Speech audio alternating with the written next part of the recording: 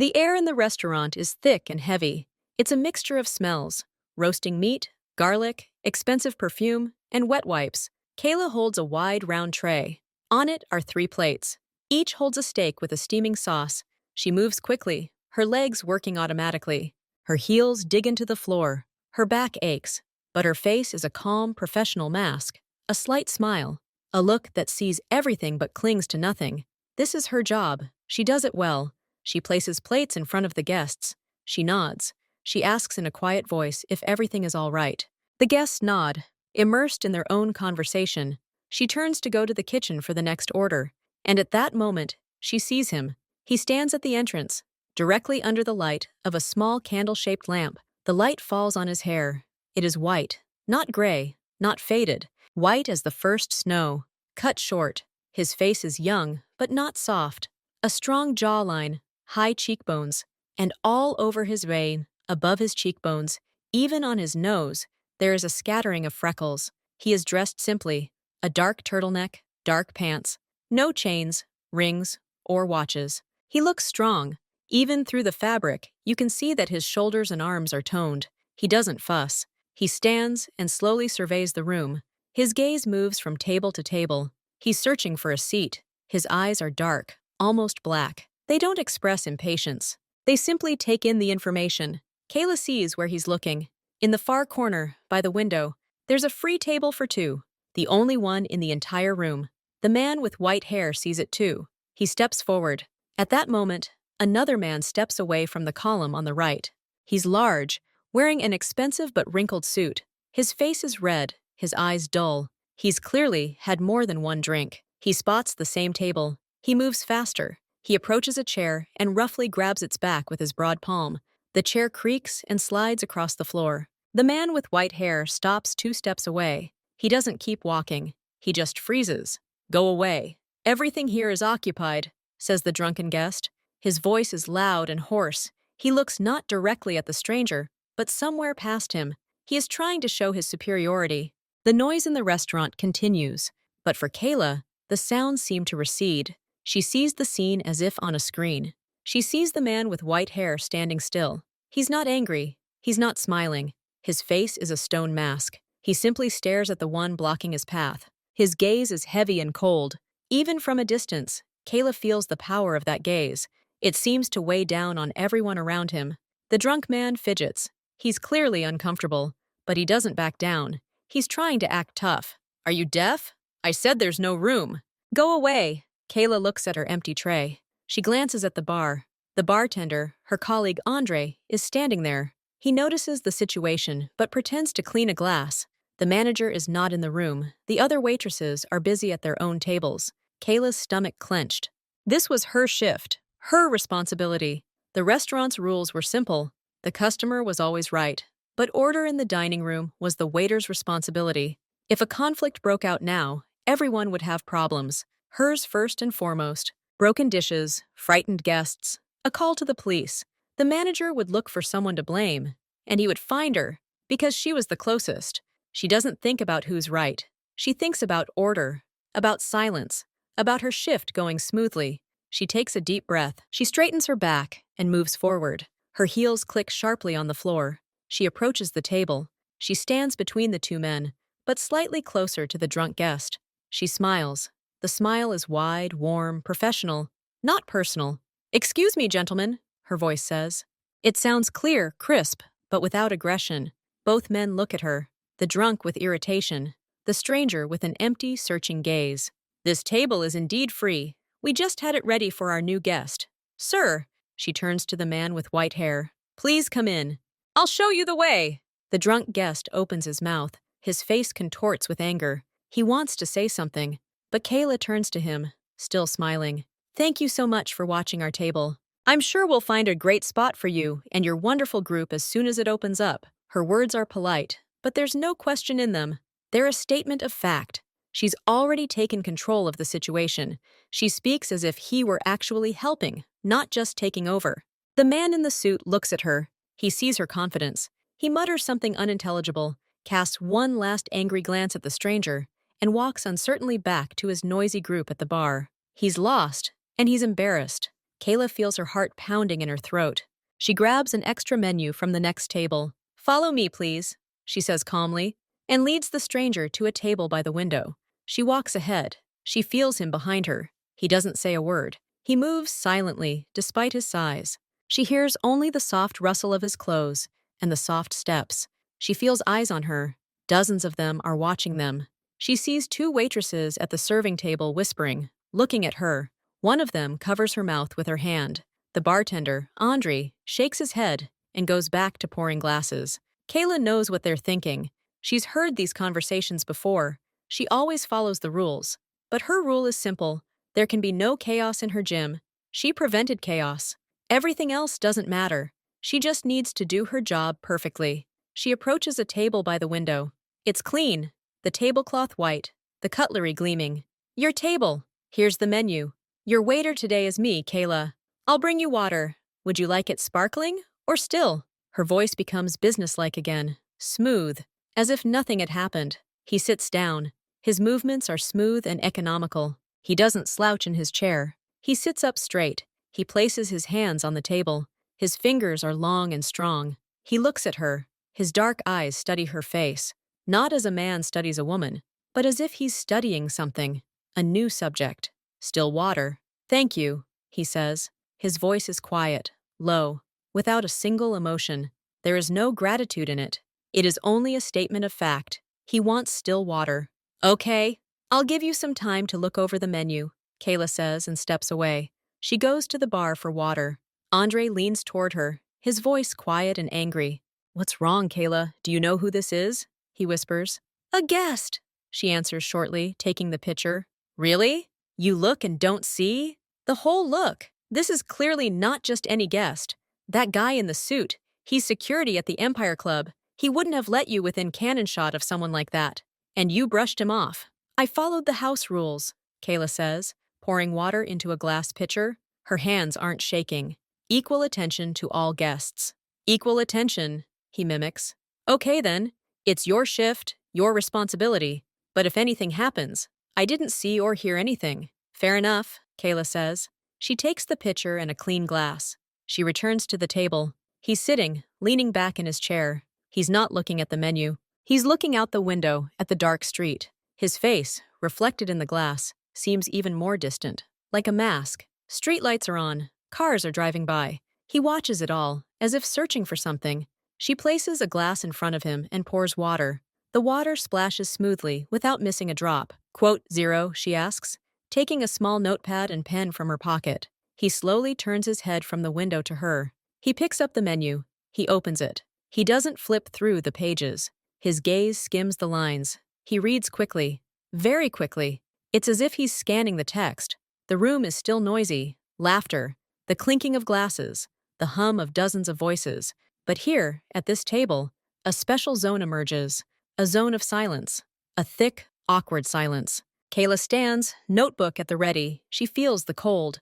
Not from the air conditioner. It comes from him, from his absolute calm. It is a calm of immense power, simply waiting. It presses on the space around her. He closes the menu, places it neatly and evenly on the edge of the table. "I'll order," he says.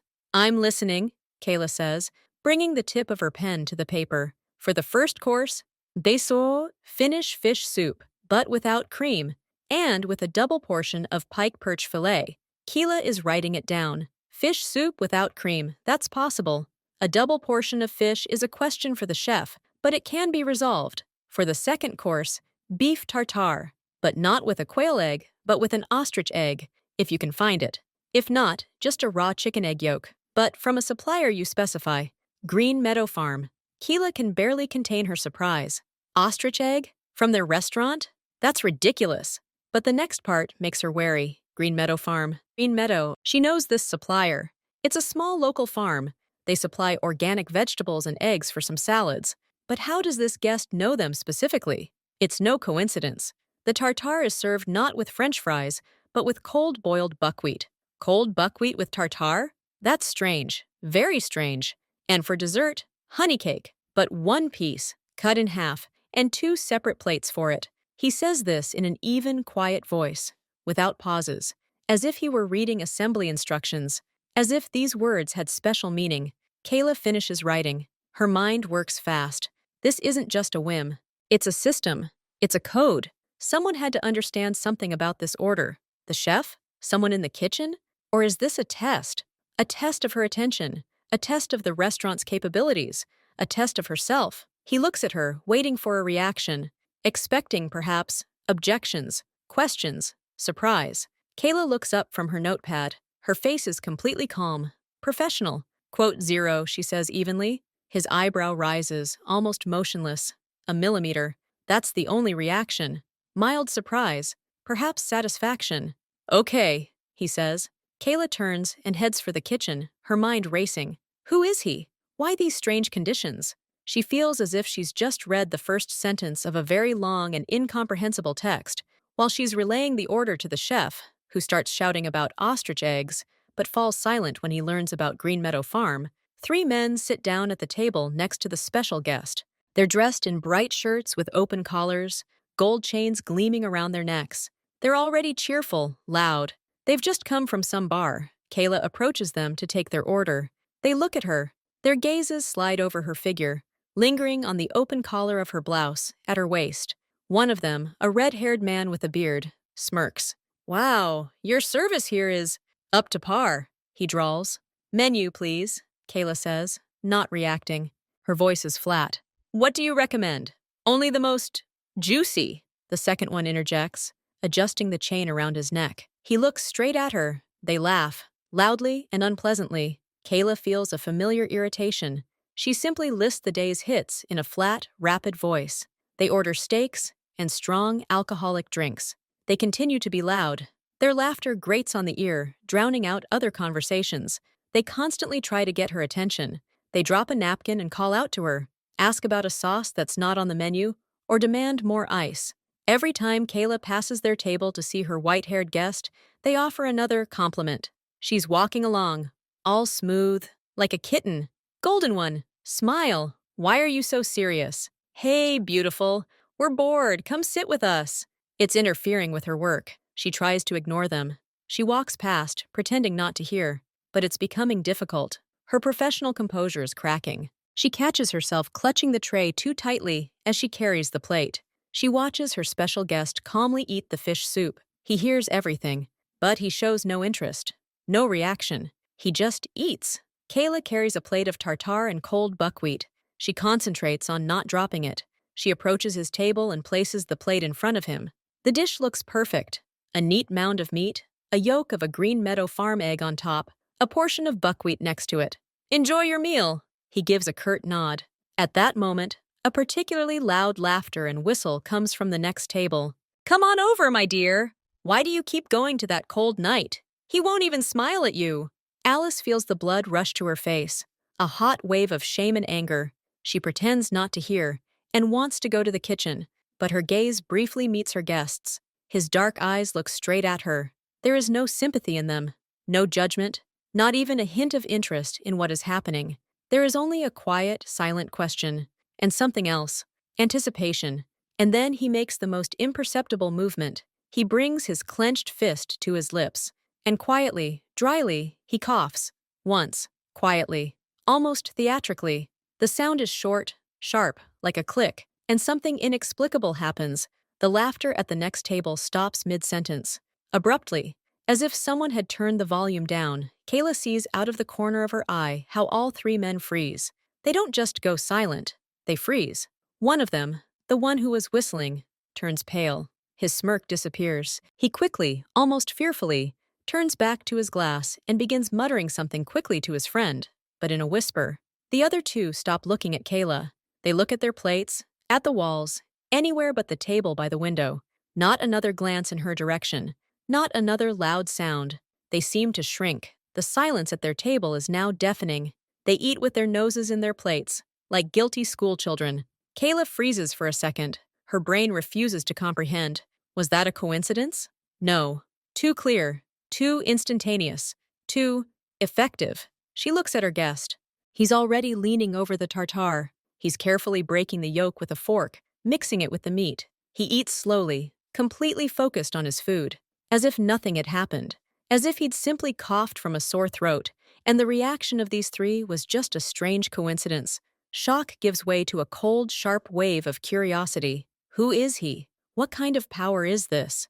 It's not the power of money or a loud shout. It's something else. It's the power of pure, silent fear. These three recognized him, or recognized that gesture, or simply sensed the threat he emanated, the one sound he released. But he didn't even look at them. He looked at her, and cleared his throat. She walks slowly toward the kitchen. Her hands are shaking slightly, but not from fear anymore, from excitement, from the realization that she's caught the eye of something large and incomprehensible. Now, she doesn't observe like a waitress watching a difficult guest. She observes like someone who accidentally spotted a hidden spring in an ordinary watch. She notices details, his perfect casual posture, the complete lack of fuss in his movements, the way he puts his fork down after each bite, the way he looks at people passing by, through them, as if they were the background, part of the interior. He doesn't look like a movie mafia guy. He's quieter, much quieter, calmer, and that makes him more interesting and scarier. She thinks about the white business card in her apron pocket. She'd placed his order there, a simple piece of paper with her notes, but now it feels like something significant. The first page of a book she hadn't intended to read, the beginning of something. What exactly, she doesn't yet know, but she can't look away. She returns to the dining room. She smiles at the other guests. She delivers orders. She answers questions. But her attention, like a compass needle, now constantly veers toward one table by the window, toward the man with white hair and freckles, who with one quiet sound changed the rules of her dining room, and to the question that now buzzes in her head, drowning out all other sounds. What will happen when he finishes eating? He eats the tartare slowly, with incredible concentration. Every bite. Kayla pours him water when the glass is half empty. He nods without looking. She continues working. But now she sees the room with different eyes. She sees how the three at the next table are quiet. They barely speak. Occasionally, one of them will steal a quick glance at the table by the window, then quickly look away. They are afraid. That much is clear. Kayla picks up the empty fish soup plate. She carries it to the sink. When she returns to the living room, the front door opens again. Two men enter. They look nothing like ordinary customers. They're wearing dark, practical jackets, unseasonably warm. Their faces are stony, emotionless. They don't glance around with the curiosity of new guests. They immediately direct their gaze into the depths of the room. Their eyes, narrow and attentive, scan the space, and in a second, they find their target, a table by the window. Kayla freezes in place, holding the clean serving napkins in her hands. Her heart gives one hard, painful thump somewhere at the base of her throat, and then begins to pound wildly. These aren't drunken brawlers. This isn't a rowdy group. These two are serious. Their goal is clear as day. They walk straight toward him. Their steps are quick, firm, echoing on the wooden floor. They circle the tables, paying no attention to anyone. Their faces are tense. She recalls the bartender Andre's warning. She recalls the instant obedience of those three after a single cough. A cold wave of fear washes over her. She was right. This man is the center of something, and this something has now come to him directly in the restaurant. It has come with unkind faces. She sees Elle and Jihoon look up from their plate. He notices the two of them. His face doesn't change. Not a hint of surprise, worry, or irritation. He simply watches them approach, as if he's been expecting them, as if they're part of his plan for the evening. Two men approach his table. They stand on either side of him, like security, but their posture is aggressive. They don't sit. One, with a short haircut and a thin white scar above his left eyebrow, leans toward him. He says something quietly, quickly. Kayla doesn't hear the words, but she sees his lips moving, his jaw clenched. The other stands up straight, his arms at his sides, but his fingers are slightly bent. He's ready for action. He slowly turns his head, scanning the room, assessing the situation, the number of people. Kayla stands a few steps away, holding napkins. She's torn between two emotions. The first is a sharp, primal fear. Move away. Don't see. Don't hear. Go to the kitchen. Pretend you're just a waitress, and this isn't your problem. It's the smart choice. The only right choice. The second is a stupid, insistent, professional duty. This is her table, her guest. She is responsible for maintaining order at this table. These two are disrupting the atmosphere in the room. They are encroaching on her territory. They are intimidating the other guests. She sees how people at the neighboring tables go quiet. Some look away, pretending not to notice. The bartender Andre freezes behind the counter, his face hardening. A thick, viscous tension hangs in the air, something that wasn't there even with the other three. Fear wars with duty. Her feet feel rooted to the ground, but something inside her snaps. The same stubbornness that made her intervene in the first place. Perhaps it's pride. Perhaps it's the realization that if she backs down now, these two, and others like them, will forever rule her hall. She can't allow that. Not on her watch. She takes a deep, almost silent breath. She places the napkins on the nearby serving table. Her hands are damp. She wipes them on her apron. She picks up the empty tray. It's her weapon, her shield. She walks to the table. Her steps are precise, but inside she's shaking. She approaches. She places the tray on the empty edge of the table, next to his plate. The sound of porcelain on porcelain makes all three men glance at her for a second. The man with the scar looks at her with irritation, as if she were an annoying fly. She doesn't look at Elle and Jihoon. She turns to the two uninvited guests. She forces a smile onto her lips. It's strained, but it's there. Quote, _0 she says.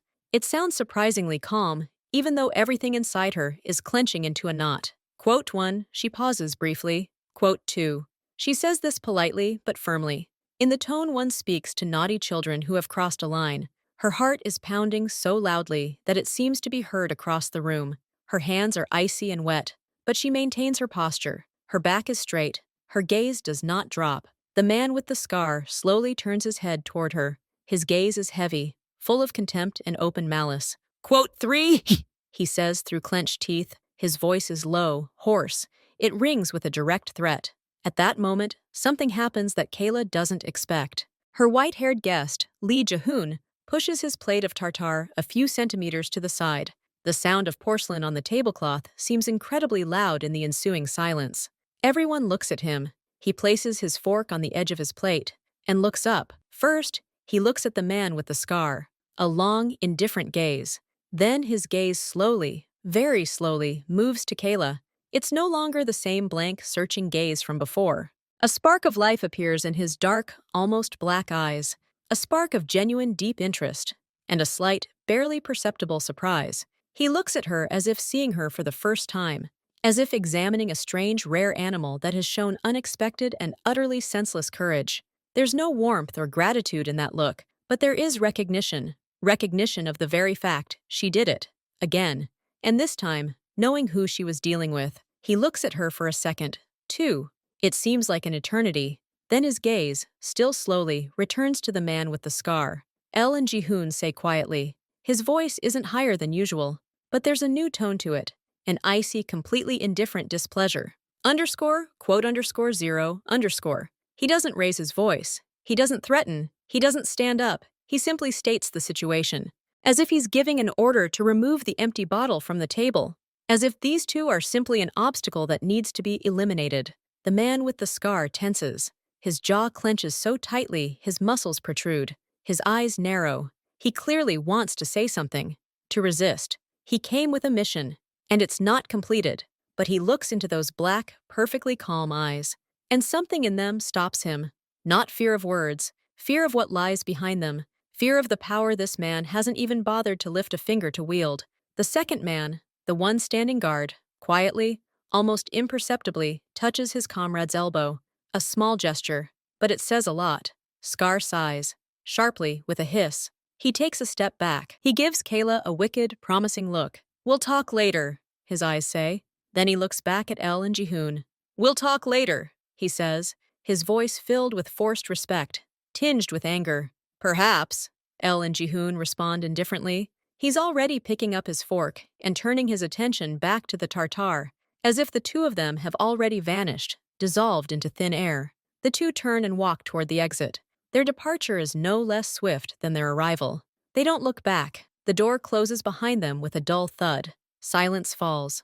Then, slowly, cautiously, the room comes back to life. But now everyone understands. Those two didn't leave because they were afraid of the administration, a possible scandal, or security being called. They left because he said so. One short word. They fear him. Only him. And this fear is stronger than their assignments, their ambitions, their anger. Kayla stands rooted to the spot. The adrenaline that had mobilized her body slowly recedes, leaving behind a strange weakness in her knees and a slight tremor in her fingers. She sees that Elle and Jihoon are already eating again. He chews a piece of meat with the same attention, as if he hadn't just dispersed two dangerous men with a single sentence. She has to do something. She picks up the empty fish soup plate and places it on the tray. Her hands tremble slightly. She bends down to pick up the also empty bread glass, and at that moment, bending low to be closer to him and further from prying ears, she can't resist. A whisper escapes her, quieter than the rustle of the tablecloth. "Who are you?" He doesn't look up right away. He chews, puts down his fork, wipes his lips with a napkin. Then he looks at her. The interest in his eyes hasn't faded. It's even deepened. "Why did you help?" he asks back. His voice is still quiet, but now there's a clear, unadulterated question in it. "The first time, I could understand. Your job, your territory. But now, you saw who they were. You were scared. I saw it in your eyes. Why did you interfere again?" His question doesn't sound like an interrogation or an accusation. It sounds like a sincere, almost scientific, attempt to understand the logic of an inexplicable act. As if it were a complex puzzle, Kayla freezes. She doesn't know the answer herself. She searches her head for words. Everything that comes to mind seems stupid, childish, and incredibly naive, but it's the only truth she has. I'm just doing my job well," she says finally. Her voice is quiet, uncertain, and very simple. "This is my table. You are my guest. Their behavior broke the rules. My rules on shift. I can't just allow this to happen." She expects ridicule, expects him to smile at this stupidity, this stubbornness of hers, expects him to say something like, "Stupid girl," and turn away. But he doesn't smile. He looks at her with a long, assessing gaze. He studies her face, as if searching for traces of a lie or ulterior motives. He finds none. Then he nods slightly, almost imperceptibly, once, as if checking a box on an invisible notepad, as if he's received an important final answer. _quote_0_, he says, and picks up his fork again. He returns to his food. The conversation is over. Kayla realizes there will be no more questions, not from him, nor from her. She picks up the tray with the empty dishes and heads toward the kitchen. Her thoughts are tangled like a ball of thread. Who is he? What are the rules of his world? And why did her simple answer seem to mean something to him? She barely has time to carry the dirty dishes to the sink and grab a dessert tray when one of the junior waiters, Sasha, approaches her. His face is pale. Leonid Petrovich is the restaurant manager. He rarely appears in the dining room during the evening rush, preferring his office. Kayla feels her stomach turn cold. She goes into the small utility room next to the kitchen. It smells of bleach, detergent, and old coffee. Leonid Petrovich stands in the middle of the room, arms crossed over his chest. His face is crimson. "Quote 2," he begins, before she can close the door. His voice cuts through the silence of the utility room. "Quote, Tarts quote for quote," on he interrupts, pointing at the ceiling where the camera is. "I saw you crawl between them. Do you know who that person was? Do you know who those two were? Those were Elle and Jihoon's people, or the ones who are sorting things out with him. Can you even imagine?" The name Lee Jihoon comes from his lips for the first time. It sounds heavy, filled with apprehension and anger. Now the white-haired man has a name. "They're restaurant guests. I should have—" "They're not guests," the manager shouts, spittle flying from his mouth. "They're a danger to reputation, to property, to the safety of other guests. What if a fight had started? What if mirrors had been broken, tables? What if someone had been hurt? Did you think that? No! You're playing the heroine in some movie of yours." Kayla is silent. There's no point in arguing. She looks at the floor. "Be in my office tomorrow morning at 9. We'll discuss your future employment." Quote 2. "Now finish your shift. And don't go near that table again. Give it to Vika. Got it? Don't let your shadow show up there." "I understand," Kayla says quietly. She walks out of the utility room. The door slams behind her. Her ears ring. Dismissal. For what? For doing her job? For trying to maintain order? A bitter lump rises in her throat. She pushes it away. No time for emotion. The shift isn't over yet. She finds Vika, another waitress, and dryly informs her that the table by the window is now hers. Vika looks at Kayla with pity and undisguised fear. Kayla continues working. She serves other tables. She smiles. She delivers orders. But inside, Everything is empty and cold. She is a machine. Out of the corner of her eye, she sees Vika approach his table with dessert. That same honey cake, a single slice, cut in half on 2 plates. He nods. He eats it alone, slowly. The second plate, with half the cake, sits across from him, empty, symbolic, as if he were waiting for someone who didn't show up, or as if it were another element of a strange code. He eats slowly, then he makes a barely perceptible gesture to Vika. He asks for the bill. He pays in cash. A large, new bill. He leaves the change for Vika. He stands up. Kayla passes nearby with a tray full of dirty cups. He looks at her. He notices her face, her eyes reddened with suppressed emotion, her back too straight. He says nothing. He just lightly, almost imperceptibly, touches the edge of the tablecloth on his table with his fingers, as if straightening an invisible crease. His gaze lingers on her for a split second. There is no pity or sympathy in it. There is only that same quiet observation. Then he turns and leaves, as quietly as he arrived. The door closes behind him, and the tension in the room seems to drop a few degrees. Vika starts clearing his table. A minute later, she calls Kayla, waving her hand. "Kayla, come here, look," Vika says, her voice trembling with curiosity. Kayla approaches. Vika points to the table. Beneath the heavy porcelain espresso cup he was drinking lay no ordinary restaurant receipt with a thank you note, no business card from a businessman. It was a simple, yet very sturdy rectangle of matte white cardboard. There were no logos on it, no company name, no job title, no office address or email address. Only in a clear, even, almost typographic font is it printed, Lee Ji-hoon. And below, in a slightly smaller font, is a mobile phone number, just 10 digits, nothing more. Vika takes the card and hands it to Kayla. Her eyes widen. "This is obviously for you. He left it behind when you left. He put it under the cup on purpose." Kayla picks up the cardboard. It's heavier than it looks. Smooth, matte, pleasant to the touch. The name printed on it feels like it's burning her fingers. It's not a thank you. It's not a request to contact her about a job. It's something else. An opportunity? A trap? A test? A key to a door she didn't even know existed? She doesn't know. She places the card in the deepest pocket of her apron, on top of her order pad and pencils, where she will feel its hard edge every time she bends or turns. A constant reminder of the man with white hair, of his quiet cough, of his icy gaze, and of the question she still has no answer to: what to do next. The next morning, at 9 o'clock sharp, Kayla stands outside the manager's office. She's dressed casually, plain dark jeans and a sweater. She has no change of clothes. She knows why she's been called. She knocks.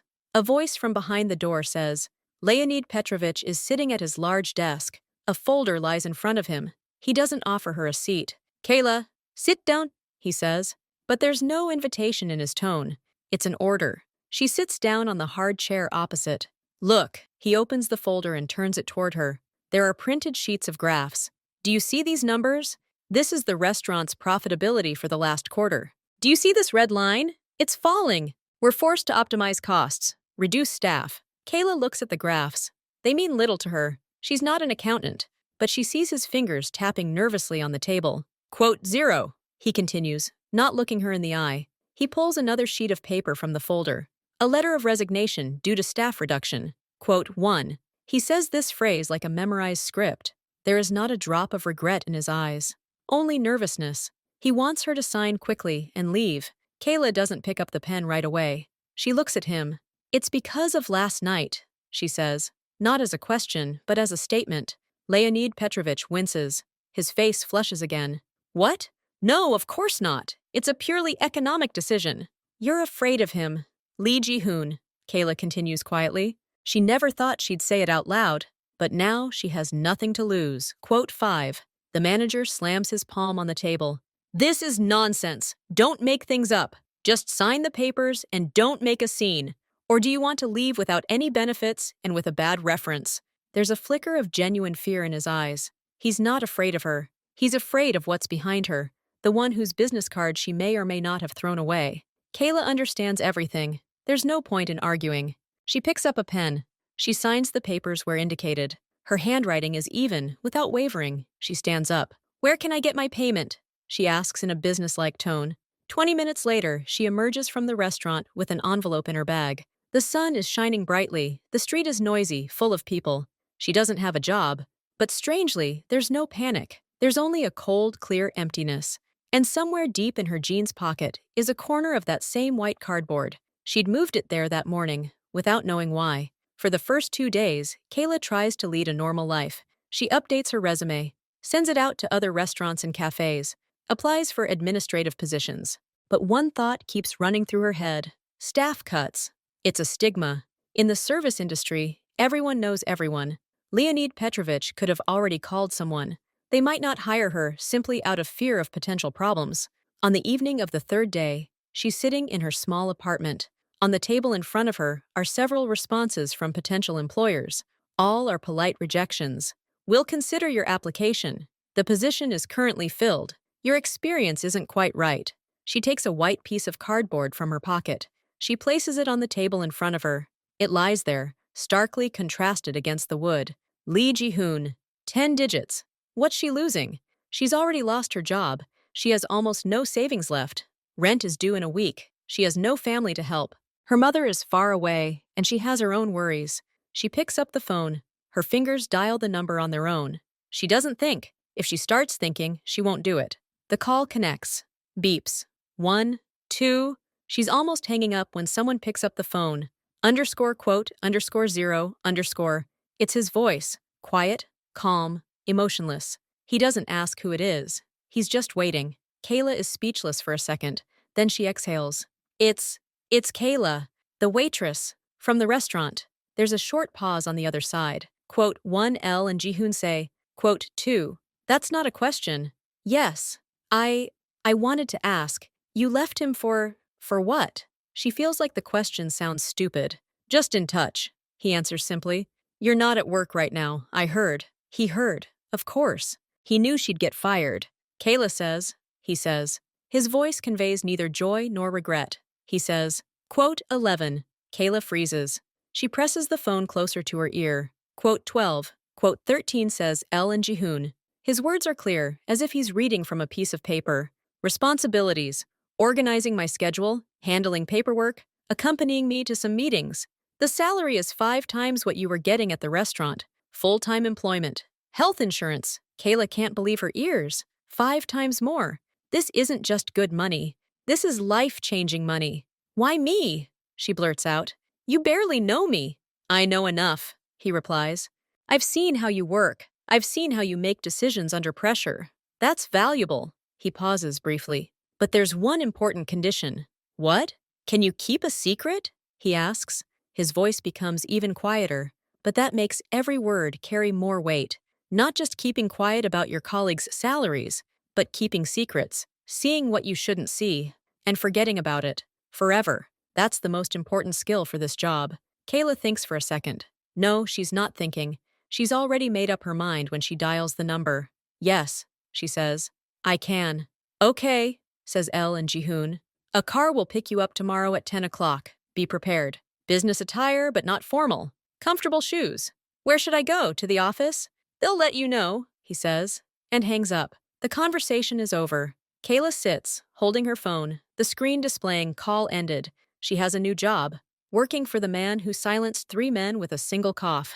A job where the most important skill is keeping secrets. She should be afraid, but all she feels is a sharp, blade-like curiosity. At precisely 10 in the morning, a black car pulls up at Kayla's front door. It's not flashy or shiny, just big, clean, and expensive. A man in a dark suit steps out. This isn't the driver she imagined. It's the man with the scar above his eyebrow, the same one who came into the restaurant. Kayla freezes on the threshold of the entrance. Her heart skips a beat. But the man shows no aggression. His face is stony, but not angry. He simply opens the back door of the car and waits. Kayla steps forward. She gets into the car. The interior smells of cleanliness and expensive leather. The man gets behind the wheel. They drive in silence. He doesn't try to talk. He simply drives confidently, calmly. They're not heading downtown. They're heading out of town. The road narrows, and trees and tall fences appear around them. Finally, they stop at a massive iron gate. The driver speaks into a device. The gates slide silently open. Kayla looks out onto the villa. It's modern, made of glass and concrete, with clean lines. It looks like something out of an architecture magazine. Nothing superfluous. No statues, fountains, or bright flowers. The car stops at the front entrance. The driver opens the door. "You will be shown inside," he says, the first sentence of the entire trip. A woman of about 50, wearing a formal gray dress, comes out of the door. She looks like a manager. "Kayla, please, follow me. Mr. L and Jihoon are waiting for you in the office." Kayla steps inside. The interior is the same as the outside. Spacious, minimalist, expensive. Lots of light, white walls, dark wood. No paintings, no photographs, nothing personal. Everything is immaculately clean. It's so quiet you can hear her watch ticking. She is led down a long corridor to a frosted glass door. A woman knocks and opens the door. "Miss Kayla." The office is huge, with a panoramic window covering the entire wall. It overlooks the forest and the lake. A large light wood table stands in the center of the room. Elle and Jihoon sit at it. He looks the same as he did in the restaurant, but now he's wearing a simple dark t-shirt and sweatpants. He's not wearing a suit. He's working. He has a laptop and several folders in front of him. "Sit down," he says, without looking up from the screen. Kayla sits down in the chair opposite him. She waits. A minute, two. He finishes typing, closes the laptop, and looks at her. "You're on time. That's good," he says. He opens a desk drawer and takes out a thick folder. He places it in front of her. "Your first task. Here are the financial statements for one of my companies for the last year. Invoices, bank statements, delivery notes. You need to sort through them, organize them, and find discrepancies. Any incorrect amounts, duplicate payments, invoices from non-existent suppliers. Anything that seems odd to you." Kayla looks at the folder. It's thick. "I don't have an economics degree," she says honestly. "That's not necessary," Elle and Jihoon respond. "What's needed is attention and logic. Details. What you showed at the restaurant. You have it today and tomorrow. Everything you need is here. Computer, printer, calculator. Food will be brought. Any questions?" This is clearly a test. A test of her intelligence, her patience, her ability to work with numbers and see what's hidden. Quote 1 says Kayla. "Good. Go ahead." Kayla spends the entire day at her desk in the corner of the office. Lee Jihoon sometimes comes out, sometimes works at his desk, sometimes talks on the phone in a quiet voice. He doesn't disturb her. She immerses herself in paperwork. At first, everything seems chaotic, but gradually, she finds a rhythm. She creates simple tables on the computer. Date, amount, recipient, payment purpose. She compares invoices with delivery notes. She looks for duplicates. By the end of the first day, she finds a few minor errors. Typos in the amounts, 2 identical water bills a month apart. Nothing serious. She notes them. On the second day, late in the afternoon, her gaze lingers on a line on her bank statement. A regular monthly payment. Always the same amount, 500,000. Recipient, New Generation Charitable Foundation. Payment purpose, donation for the development of children's programs.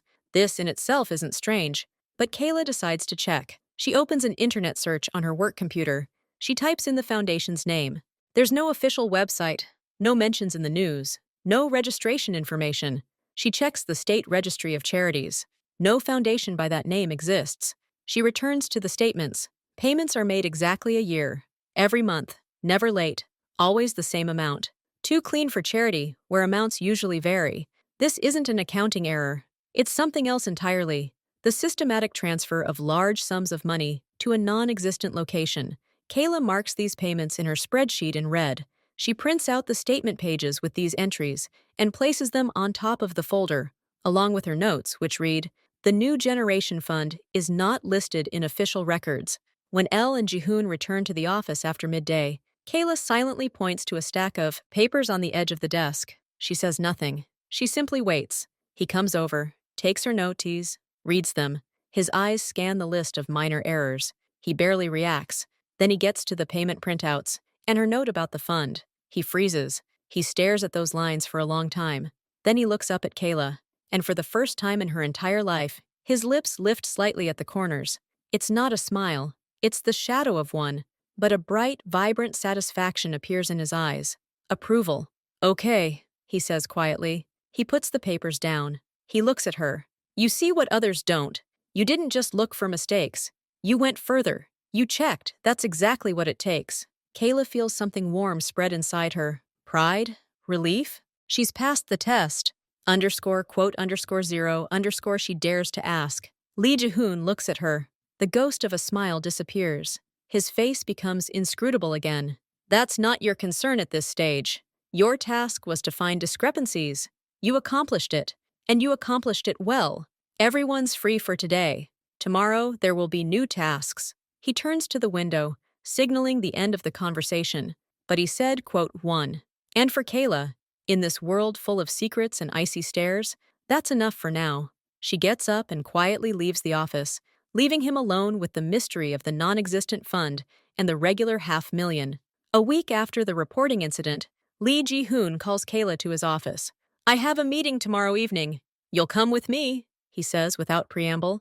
My tasks? Kayla clarifies, already accustomed to his style. Observe, listen, remember faces and names. After the meeting, you'll write a short report. Who said what? Who interacted with whom? What the atmosphere was like. You don't have to say anything unless asked. Just be there. The next evening, the same car picks Kayla up, but this time, it's not taking her to the villa, but to the city center, to an area with expensive boutiques and galleries. They stop in front of a nondescript dark glass facade. There's no sign on the door, only a small plaque with the name Pleroma Gallery. Inside, the atmosphere is dim and quiet, broken only by the soft sound of contemporary music. Strange abstract paintings and installations of metal and glass hang on the walls. A small table with glasses of champagne stands in the center of the room. Several people are already there. Lee Ji-hoon is dressed in a perfectly tailored dark gray suit. He looks like a successful, slightly aloof collector. He gives Kayla a subtle nod, and she steps back, taking a position slightly behind and to the side of him, as befits an assistant. He's met by 2 men and 1 woman, all dressed in expensive, understated clothing. They introduce themselves as art dealers and investors. A conversation ensues about a new series of works by some fashionable artist and the potential for its value to rise. The figures they cite are astronomical. Kayla does as she's told. She observes. She memorizes faces. The thin man with gray hair at his temples is Grigory. The plump woman with a sharp gaze is Irina. The young man in glasses, who speaks the least, is Alexei. She notes how Irina constantly tries to catch Elle and Ji-hoon's eye, and Grigory speaks loudly, but his eyes dart around. The conversation shifts to discussing the logistics of a possible deal. At that moment, another man emerges from behind a distant column. He approaches the group with a casual smile. Quote, zero, he says, extending his hand to Elle and Ji-hoon. Kayla sees his face and her breath catches. It's one of them, one of the 3 who sat at the next table in the restaurant and offered loud compliments. The same red-haired, bearded man who was the most persistent. Now he's wearing an expensive jacket, his hair neatly styled, his beard trimmed. He looks like a respectable businessman. His gaze glides over Kayla. He lingers for a split second. There's no recognition in his eyes, not a trace of that brazen interest from before, only a polite, neutral emptiness. Oh, is this your new assistant? He asks, addressing Elle and Ji-hoon, his voice even and polite. Yes, Miss Kayla. Elle and Ji-hoon answer curtly. Nice to meet you. The man nods to Kayla. His smile is professional and impersonal. He turns back to Elle and Ji-hoon and continues discussing the terms of the painting's insurance. Kayla stands there, trying not to show it. Her insides go cold. He recognized her. He should have, but he pretended he saw her for the first time. He's playing a role, and he's playing it flawlessly. Kayla remains silent the entire drive back. Lee Ji-hoon doesn't say a word either. Only when they're approaching the villa does he say, looking out the dark window, quote, zero. Back in her room. She'd been assigned a small but comfortable one on the 2nd floor of the villa. Kayla couldn't sleep. The man's face was before her eyes. His 2 masks, the brazen, drunken grin in the restaurant, and the cold, polite businessman in the gallery. She understands. She's entered a world where there's no truth. There are only roles. Masks. Today you're a rude customer. Tomorrow a business partner. Today you're fired for disturbing dangerous guests. Tomorrow one of those dangerous guests is calmly negotiating art with your boss. Truth is what's convenient at the moment. The scarcest and most useless commodity. To survive here, you must remember all the masks and never show that you see them.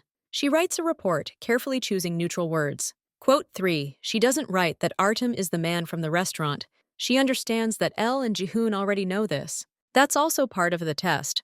After the report is submitted, something changes. Lee Ji-hoon begins assigning Kayla more than just mundane tasks. Sometimes he asks her opinion on organizing an event. Sometimes, passing by while she's working on paperwork, he might ask, "Have you read this?"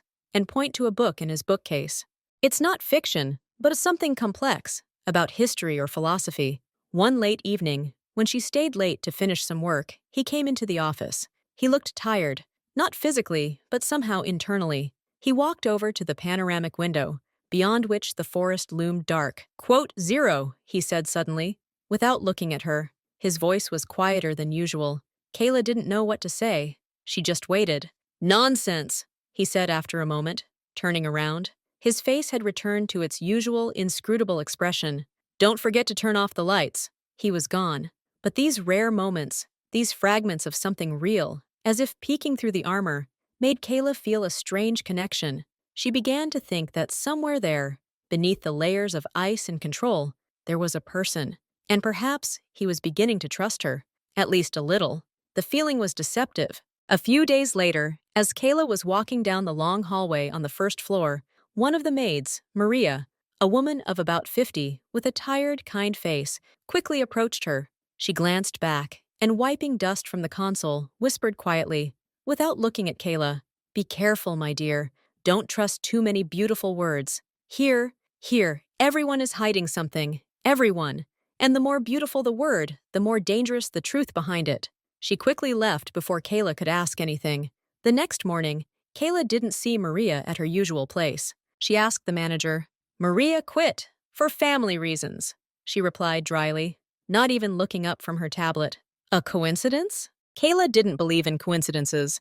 The warning had been heeded, and it had been paid for. Now she knew. She was being watched not only when she was outside the villa, she was being watched here too. Lee Ji-hoon gives her more freedom. Sometimes she can go into town on personal business, or just for a walk. On one of these walks through the Central Park, a stranger sits down on a bench with her. He is middle-aged, pleasant-looking, wearing a nice coat. "Beautiful day, isn't it?" he says. Kayla nods politely, getting ready to leave. "Miss Kayla," he says next. She freezes. "I have a business proposition for you. It doesn't require much of your time. All you need to do is inform me when and where Mr. Lee plans to go. A record of his daily routes. Nothing complicated. And in exchange," he pauses. "In exchange, you receive 50,000 monthly in cash, and a guarantee of safety for you and your loved ones." He speaks calmly, as if offering a new insurance policy. The sum is staggering. In a year, it's more than Elle and Ji-hoon officially pay her. Safety for the mother. This phrase sounds both like a promise and a threat. Kayla looks at him. Her first feeling isn't temptation, but a chilling fear. This is a trap. This has to be a trap. Quote 1, she says clearly, standing up. Quote 2. Quote 3, the man says, still calm. "They'll leave you a number, just in case. Elle and Ji-hoon's business card, only it has no name, just a number." Then he gets up and leaves, disappearing into the crowd. Kayla stands, trembling. She doesn't take the card. She simply walks away, leaving it lying on the bench. But she's already memorized the number. It's etched into her memory. She returns to the villa. All evening and all night, she can't find peace. If she remains silent, and Elle and Ji-hoon find out about it from their men, and he definitely will, it will look like withholding information, like a step toward betrayal. If she tells, but what if this man was his man, part of some sophisticated test? In the morning, with a heavy heart, she enters Elle and Ji-hoon's office. He is working on the computer. "I need to tell you something," Kayla says, and her voice sounds hoarse. "Speak. Yesterday, a man approached me in the park. He offered me money for information on your movements. 50,000 a month." She doesn't mention her mother's threat. It's personal. She's waiting for a reaction. Anger? Cold disappointment? Lee Ji-hoon leans back in his chair. His face is expressionless. He just looks at her. "Did you take the money?" he asks. "No." "Did you take the number?" "No. I remembered it." "Why did you tell me?" Kayla swallows. "The truth will sound pathetic, but it's the truth. Because I was scared. I don't know who he is. I don't know how he knows me. If this is your test, then I'll fail it if I stay silent. If this isn't your test, then you should know what was offered to your assistant." Lee Ji-hoon nods slowly. He turns one of the monitors on his desk toward her. He presses a few keys. A clear CCTV feed appears on the screen. It's shot from above. She sees a park bench herself, and a man approaching. There's no sound, but they can be seen talking. She can see him placing a card. She can see her leaving without taking it. Kayla looks at the screen, and her world collapses completely. She was being watched. Not just watched, filmed. In the city. On her own time. You've been watching me, she says quietly. Always, Elle and Ji-hoon answer calmly. From the first day. From the moment you left the restaurant with my business card in your pocket. This isn't a mistrust of you personally. It's a rule. Control. He turns off the monitor. You found yourself in an interesting situation, he says. You had 3 options. First, take the money and start working for it. Second, take the money and then come and tell me, hoping for a double deal or forgiveness. Third, refuse and tell, as you did. He stands and walks to the window, his back to her. The first path leads to disappearance. The second leads to immediate dismissal and isolation. You chose the third, the most difficult and the most honest, given your circumstances. You didn't act out of greed or cunning. You acted out of fear and calculation. It's realistic. He turns. His eyes return to her with the same appraising interest they had in the restaurant. You're in the game for real now. They've noticed you. They know I care about you because I hired you. You're not just an employee anymore. You're an asset. And a vulnerability. Do you understand that? Kayla nods. She understands. She understood it the moment she saw the recording. She doesn't just work for Elle and Ji-hoon. She's part of his world now, with all its dangers. Leaving won't be easy anymore. You found payments to a non-existent fund, Elle and Ji-hoon say after a pause. You deserve an answer. This money isn't stolen. It goes to the upkeep of an orphanage, not the one in the official records, a different one, a secret one. It's home to children who are better off undiscovered, children from families connected to that world, children who have seen things they shouldn't have seen, or children who were simply disposed of. He says this without emotion, but there is a heaviness in his words. This orphanage is my personal initiative, and my biggest secret. If anyone finds out where it is and who is there, these children will be in danger again, or become a weapon against me. Now you know that. Kayla listened, and something inside her twisted. This wasn't an excuse. It was an explanation. Behind the icy mask of the Mafia boss lay this goodness that had to be hidden like the worst sin. In her eyes, for a moment, he became not just a master, but a man with a terrible secret, entrusted to her. It was an honor and an unbearable burden. Touched by this revelation, intoxicated by the feeling that she had finally been shown something real, Kayla made a mistake. That same evening, during a rare phone call with her mother, who lived in another city and was worried about her new weird office job, Kayla, in an attempt to reassure her, said too much. It's okay, Mom. I'm safe. My boss, he's not what he seems. He has a heart. He helps children, secretly. So don't worry, I'm in a good place. She said it casually, unsuspectingly. The next day, Elle and Ji-hoon call her into his office. His face is an icy mask. He puts the phone on speakerphone and places it on the table. Listen, he says. Her mother's voice comes over the phone. She sounds frightened, confused. I don't understand what you want. What money? What information? Kayla won't tell me anything. Just that she has a good job, that her boss is a kind man, helps children. That's all I know. An unfamiliar male voice on the recording answers calmly and sternly. That's enough information, Mrs. James. Your daughter has broken the rules. Either she starts cooperating, or your quiet life in the provinces is over. You'll be called back. The recording ends. Kayla stands there, thunderstruck. Her face is white as chalk. How? She can't utter a word. Your line isn't secure, Elle and Ji-hoon state coldly. It's being tapped. Just like mine. Just like everything that has anything to do with me. You said the word children on the phone. That was enough. Now your mother is in the game. Rage, fear, and betrayal mingle inside Kayla. She forgets all about caution, all about authority. She takes 2 steps toward the table and braces her hands on the countertop, looking him straight in the face. Why? She screams. Why did you tell me this? You knew I'd call her. You knew I'd lose it and say something. You set her up. You used my mother as a bargaining chip. Lee Ji-hoon doesn't pull away. He looks at her with his icy gaze. Quote, _0. He says evenly, without raising his voice. Quote 1. He stands, and his height, his physical strength, are palpable in the air. You should have understood this in theory, but theory is nothing. A practical lesson is needed. Even goodness is a weapon here. My secret about the shelter is a weapon. It can protect, and it can kill. I gave it into your hands, and you, without meaning to, turned it on your own family. Now do you understand? Do you understand the rules here? Malice in them.